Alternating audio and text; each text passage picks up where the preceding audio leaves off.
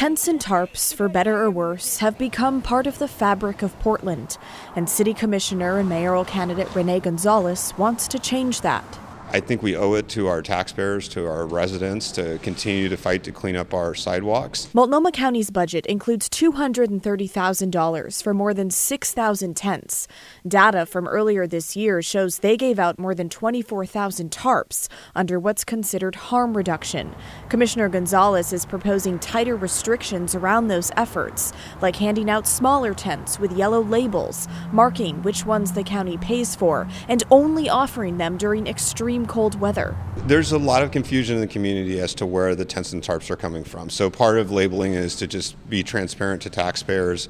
If a government entity is handing those out, that we know that that's coming from the government. Mayor Ted Wheeler's office would not say if they agree with this proposal, but tells KGW they recognize the need for a nuanced approach, seeing as the city invests significant resources removing tents and tarps at a rate they say is unsustainable. City Commissioner and mayoral candidate Carmen Rubio also weighing in, saying she supports reforms that don't create a worse situation on the streets.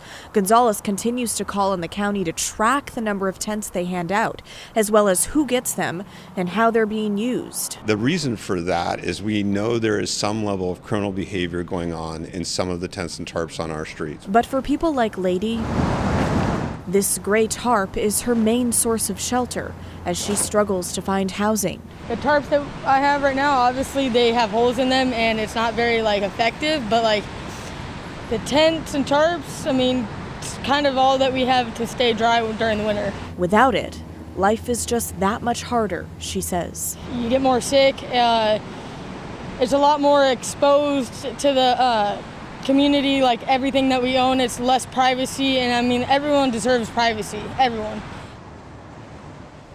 Blair joins me now from outside City Hall. Blair, let's talk about the timing of this proposal.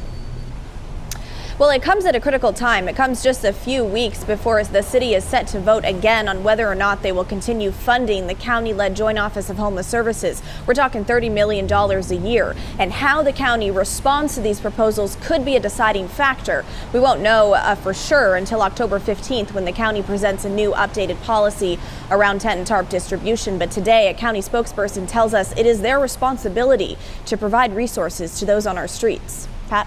All right, so that's interesting. And what about when the county, though, hands out those tents and tarps? It seems like it falls on the city to be cleaning them up and dealing with the aftermath of the encampments. Pat, that's been an ongoing debate that's been happening for years. The city is also tied to a settlement where they're required by law to keep sidewalks clear of tents and tarps to protect ADA access. But basically what's been happening is Multnomah County spends taxpayer dollars. Their service providers hand out thousands of tents and tarps, and then the city removes those same supplies. It's a major concern and just one of the issues that city and county leaders are discussing prior to that October vote. There are two people representing the city, two people representing the county in those meetings. Gonzalez is one of them. Again, the city spends close to $14 million just cleaning up our sidewalks and other encampments, another $20 million in our right-of-ways adjacent to state highways. And so we've got to get this in control in our community. So they have a number of milestones that they have to meet before the city decides on whether we stay in the Joint Office on Homeless Agreement. And so that'll come to council in October. This is one of the milestones we specified in early July for them, and has been an area of concern for us, obviously, for some time. So if the Joint Office Steering Committee does not meet the milestones, and it's a decision for council whether we want to stay in the IGA. And to be crystal clear, I think that vote's going to be very close as to whether we renew it. So they can choose to ignore the request, and then we see where we're at. Now, we could not talk with anyone from the county today in person because all the commissioners were at a day-long retreat. But we wanted to hear from the other top mayoral candidates on what they think about restricting the county's harm reduction efforts when it comes to tent and tarp distribution.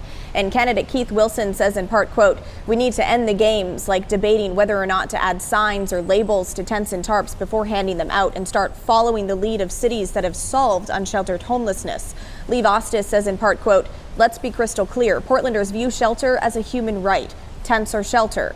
Until there is adequate supply and types of shelter to accommodate every Portlander, emergency shelter must be provided." Gonzalez's logic is flawed in that it destabilizes vulnerable people further, which in turn destabilizes our city. And Mingus Mapps had the shortest statement, simply putting that this issue would not impact his vote on whether or not to fund the joint office. Pat. All right. Thanks, Blair. Very complete and interesting as always.